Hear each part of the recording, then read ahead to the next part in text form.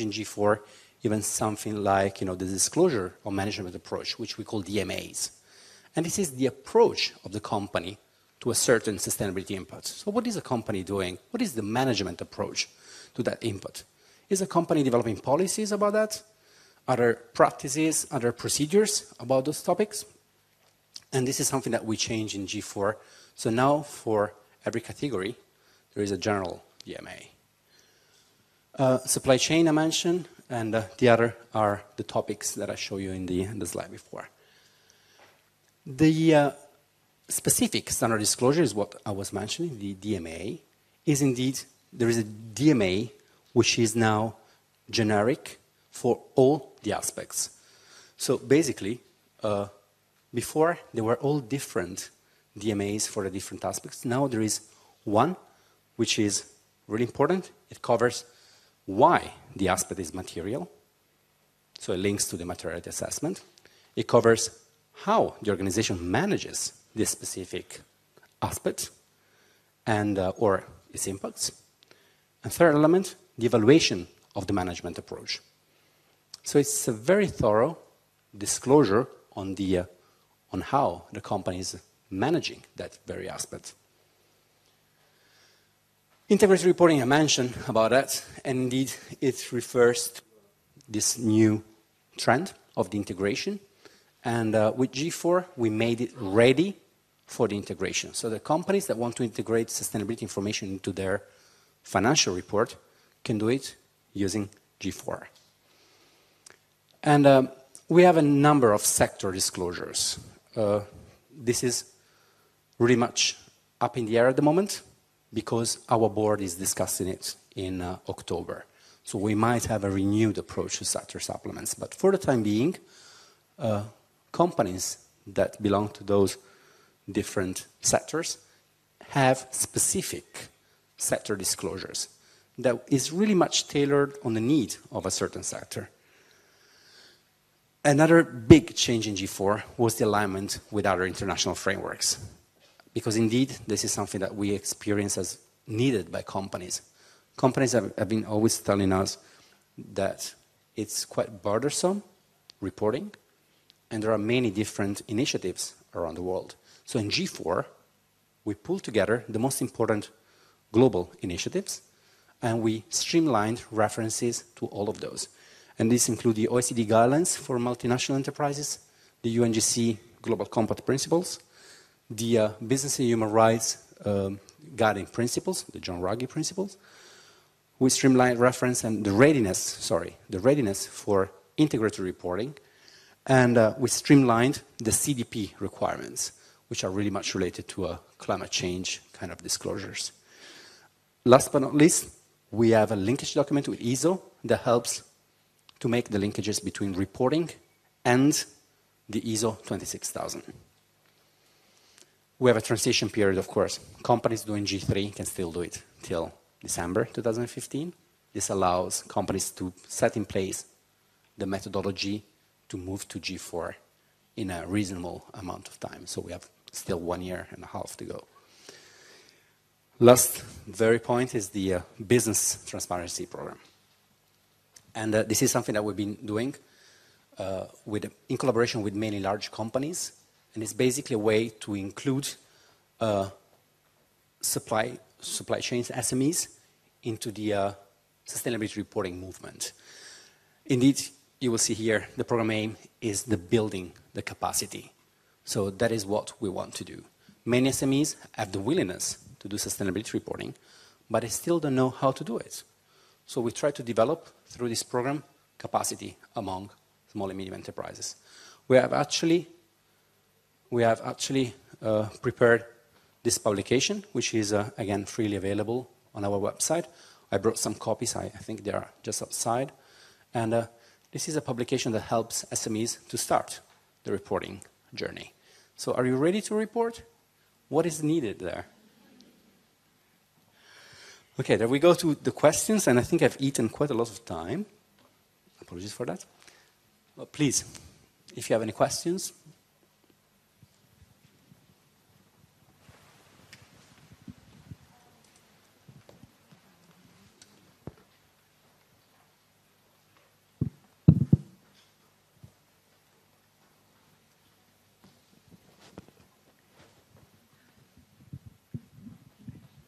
Thank you. When you say that we have to focus about what we want to report, does it mean that we don't have to report everything then?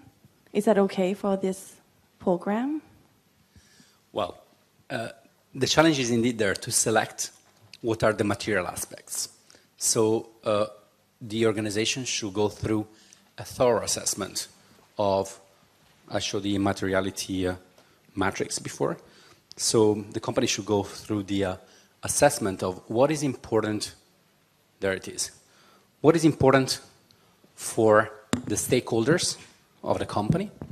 So those topics should be analyzed and assessed in collaboration with stakeholders, asking the stakeholders, what do you think are our inputs? Asking investors, NGOs, academia, depending which are the stakeholders of the company. I'm sorry, who are?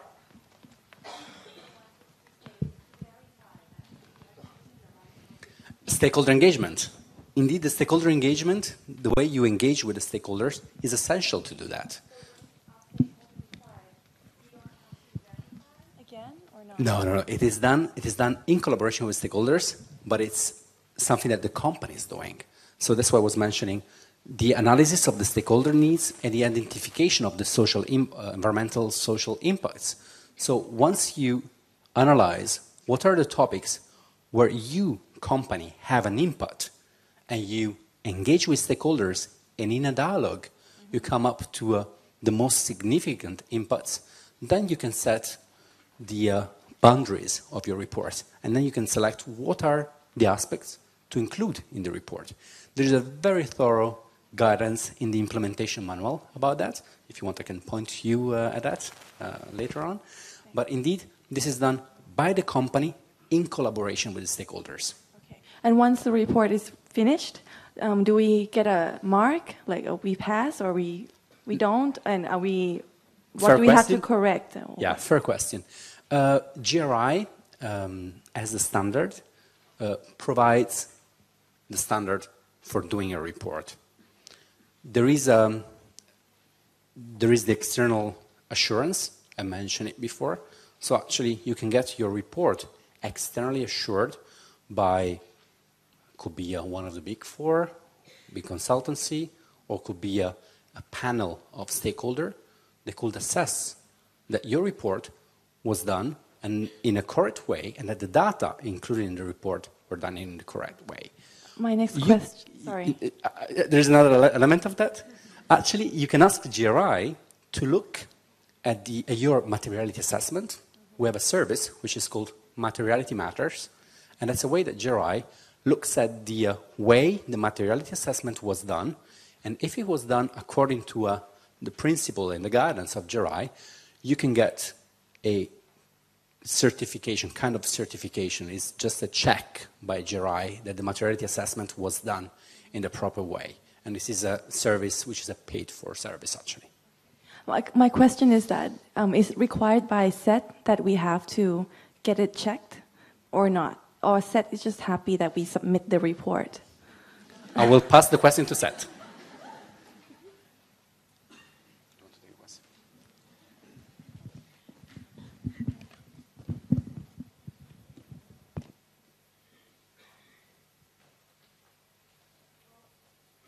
Hello. Okay. Well, on behalf of the Stock Exchange of Thailand, I would like to reply to your inquiry.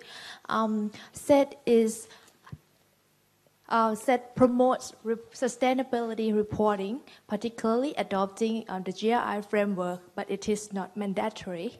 We promote it because we think that it is beneficial for the company. So it is not about rules or regulations, but it's more about the benefits that the firm will gain from reporting with the international standard. Thank you. Yeah, please.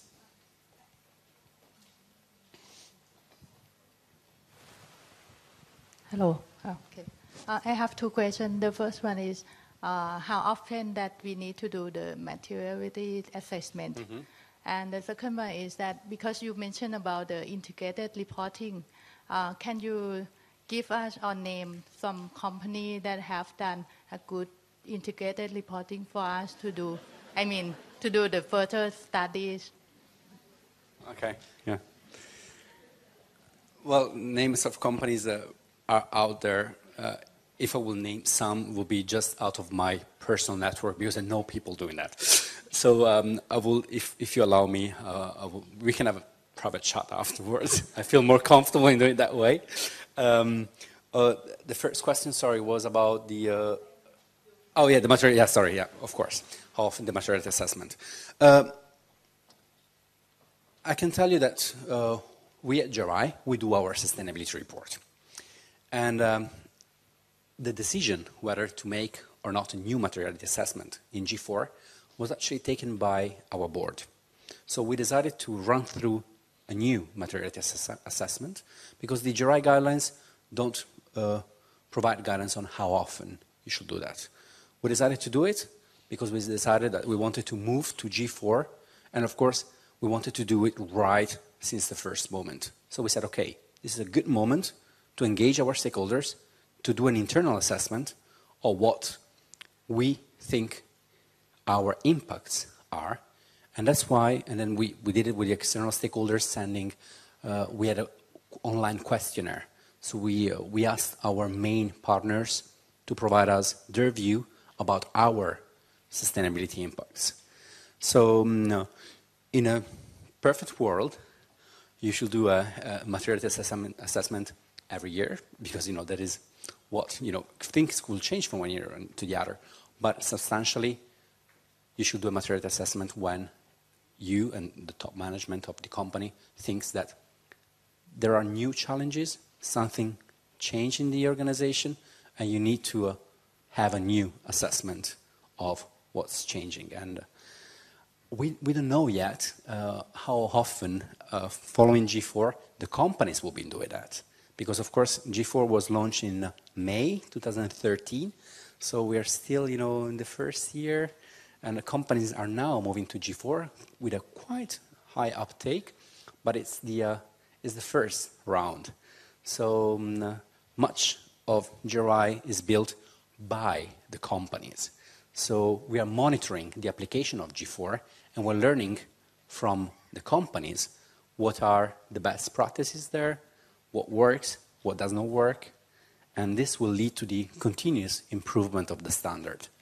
So maybe this will come up as an issue that we will need to provide guidance on.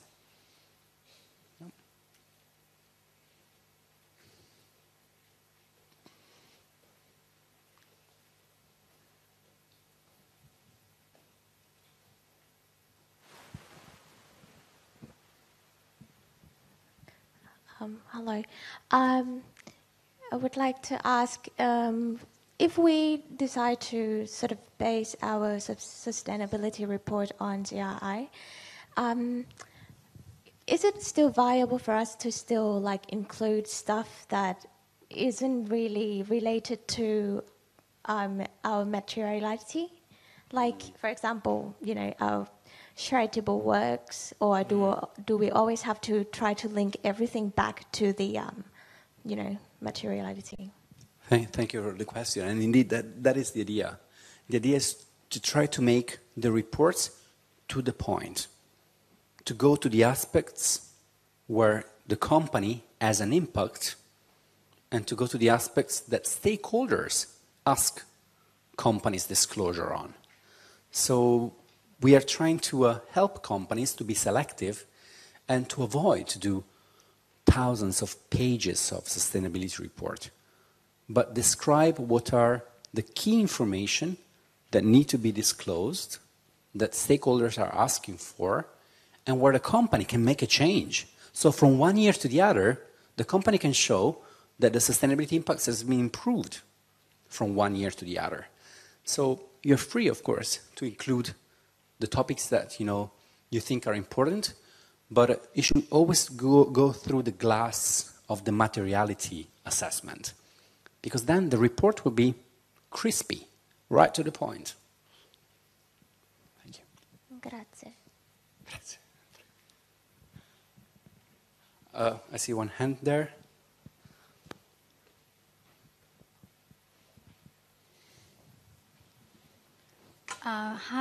two questions. The first one would be, could you please share with us the how do you, when you mentioned that you are going to have some integration and partnership with the UN Global Compact and another standards that, you know, it's going to be the trends that you will be using for the standard this year and in the future. Could you please share with us in details what would be the adjustment that you're going to apply for the G4 onwards?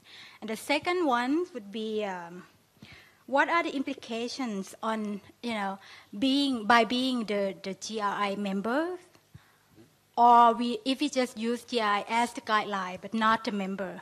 Okay. You know, what would be the difference? Yeah. If I will repeat the first question because I'm not sure whether I got it right. The question is how we are collaborating with UNGC and how we are aligning the standards? Yeah, the weight of the, you know, what would you focus or what would be the change on the criteria? Would you be focused, for example, with UN Global Compact would be more on the, in my view, would be policies, human rights, stuff like that, in a social aspect. But based on what you show us in the slide, I see CDP, yeah. I see a lot more toward environmental aspects. I understand so then, that. I understand it, yeah. Yeah. Thank you. Yeah. So please share in details. Yeah. I will try to make it short because I don't want to eat the time of the next speaker. But I think, no, I'm strongly convinced about the fact that we are trying to make reporting for companies easier. So in our framework, we're trying to align with the different normative frameworks. UNGC has areas in UNGC, environment, human rights, labor conditions. So it's pretty transversal. OECD guidelines are pretty transversal as well on the different topics, so it's not only social or environmental. We have CDP, which is very much environmental so far. But on the other side, we have the guiding principle on business and human rights, which is pretty social. So I think that indeed we are trying to get all the spectrum of the different aspects of sustainability. So I'm again strongly convinced that the future of GRI is overarching. That is our strong point. We're not only about environment, only about human rights. We are an overarching framework. And under the umbrella of GRI, there are different normative and disclosure initiatives that can be looked at to go much more in detail on one aspect or on the other. So on the political side, GRI will stay as an overarching global sustainability framework. I'm so sorry, I've not noted down the other question there was. Oh yeah, right, yeah. Thank you very much for helping me. GRI is a free public good, so you can download it. Actually, I brought even some USB sticks with the framework, so you can take it. I think they are in the entrance as well. You don't need to be a member of GRI.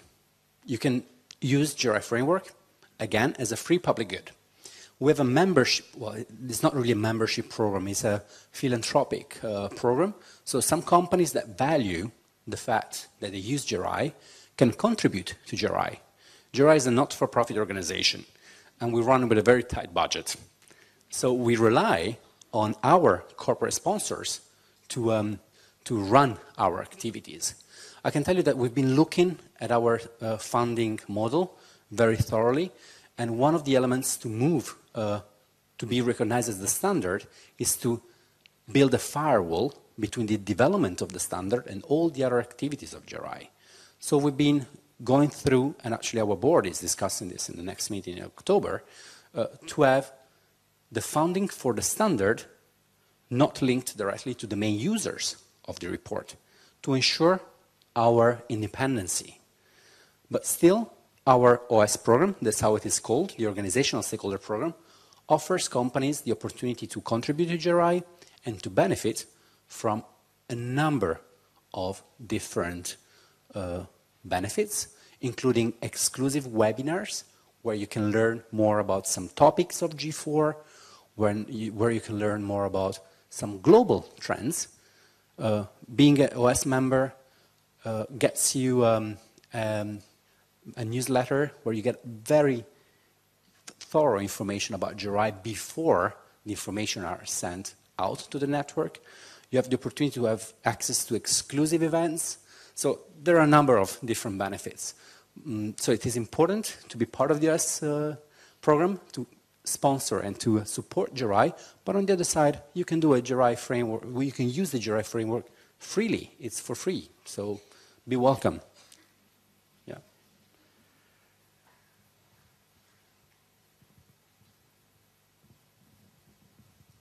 I don't know if we have time. Nararat, do you have still time?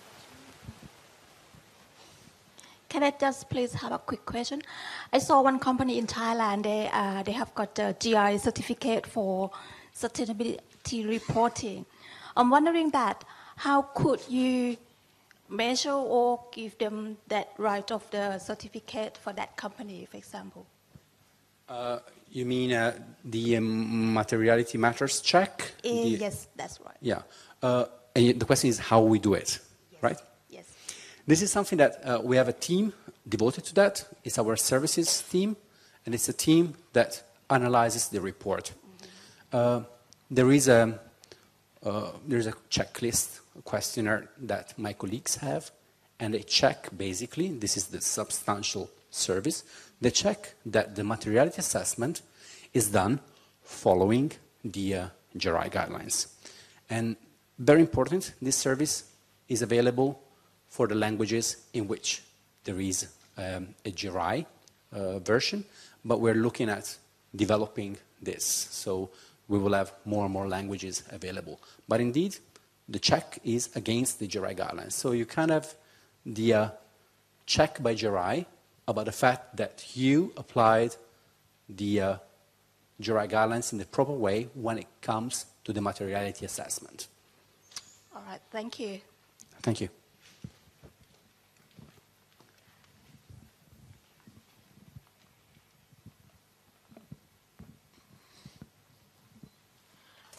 Good afternoon, everyone. I'm Rung Tip from Thai Part Institute and also the stakeholder organization of GI as well. My point is not kind of the question, but the sharing experience. We found that most of the companies in Thailand would like to step on to the G4, the GRI G4, but they're afraid of the differences from G3.1 to G4, especially about the boundary of the report, because one thing that is mandatory is we have to report on the impact that outside our company entities. So most of the company kind of afraid that we cannot access or we cannot have any information from any information outside our organizations. So can you provide all of the people in this hall that do not afraid, or it is not really, kind of a nightmare for you guys to step forward? Thank you very much. I will just bridge to you what I've been hearing. And indeed, at the beginning, G4 was scaring people. I think, okay, this is too much, it's too difficult. But I can tell you that we've been experiencing an uptake of G4 very steep, much more than expectations. So many companies are moving to G4 because once you do the sustainability, the materiality assessment, then you go down the hill. So the difficult part will be to understand how to do a good materiality assessment. After that, the life will be easier. The report will be shorter. It will go to the point. It will be really easy for you to manage, maybe less indicators. There is a big multinational company, I'm pretty sure everyone in this audience has been hearing, I will not name it, but has been saying we have 3 materiality impacts. So they are looking only at 3 issues with a few indicators. And of course, this is really bold, huh? Because then, you stand in front of all the stakeholders saying, I have impacts only on those 3 aspects. But it's a very strong commitment, and it shows that after 1 year after the other, the company will make improvements on those 3 aspects. So I welcome the invite to share with you that many other companies have been doing that. So it is a bit of effort to start doing it, but then your life will be definitely easier with G4. And that's, again, what we've been hearing from the companies doing G4.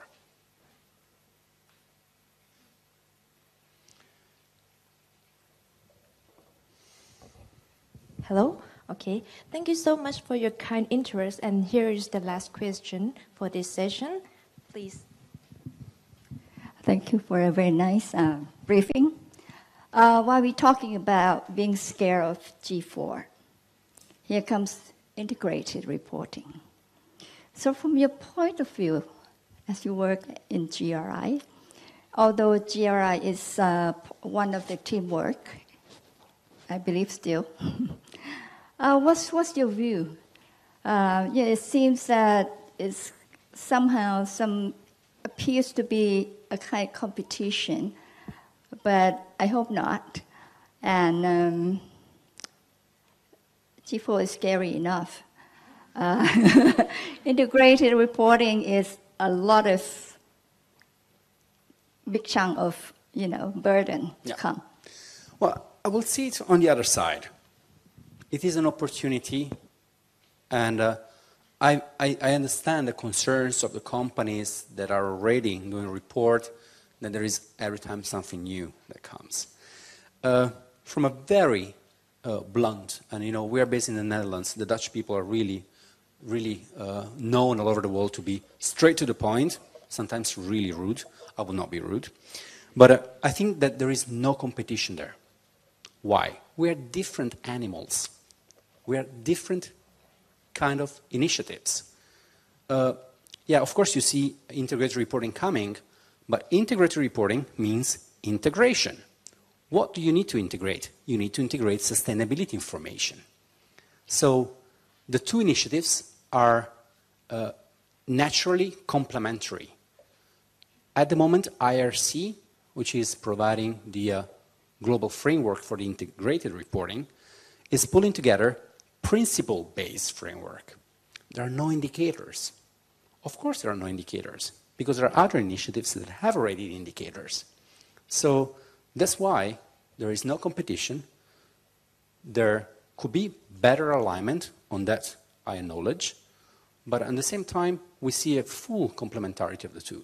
The principle to integrate and the indicators as the source of information to go up and be integrated. Otherwise, what can you integrate if you don't have the data? You first need to create the sustainability disclosures, and for that, GRI is ready to help you with that. So again, I think it is not that scary. There are much more scary things in the world, thank God, for us, but no, it's horrible actually. But indeed, I think it's just an opportunity for everybody to sit a second, take a distance, and see what is there, trying to understand. And of course, we all lack that time. When we go back to our offices, we will be overburdened with how many emails you receive per day? I don't want to know. We all receive many emails per day. So of course, there is that challenge of trying to take a moment to really go through the GRI framework to understand what is needed. And then, then it will be just down the road, down the hill, because it will be much more easy, and it will be a great way. You will engage with stakeholders. You will have, an open channel of communication, no more tensions, because you will just engage and contribute to the global sustainable economy that way. Cool. Okay. Thank you very much. Dear distinguished guests, please give Ms.